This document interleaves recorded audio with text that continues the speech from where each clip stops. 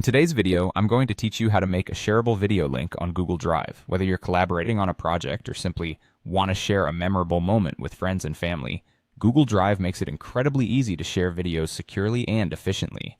Let's dive right in and walk through the process together.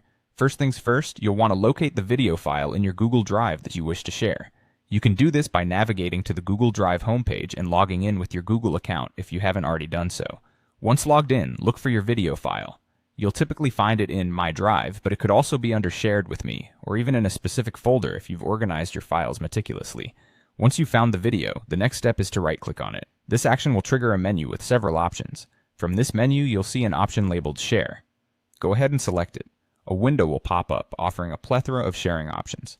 This is where you'll create that magic link. In the sharing window, you'll see an area labeled General Access. By default, this is often set to restricted, meaning only people you specifically invite can access the video. However, to create a shareable link, we need to change this. Click on Restricted, and from the drop-down menu that appears, select Anyone with the link. After you've allowed access to anyone with the link, you'll see a section where you can select the permission level. Understanding these options is crucial to ensuring your video is shared just how you'd like it. If you select Viewer, people who receive the link will be able to watch your video, but won't have the ability to make any changes to it. This is generally the safest choice for videos, ensuring your content remains intact. The commenter option isn't commonly applicable for videos since it's more suited for documents where feedback might be needed. Lastly, there's the editor option, which allows full access and editing abilities. This is typically not recommended unless you have a very specific reason to grant extensive access.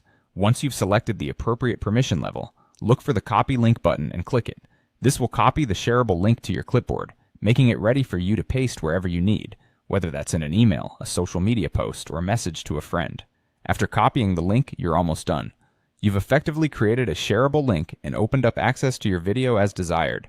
All that's left is to click Done to exit the sharing settings. And there you have it.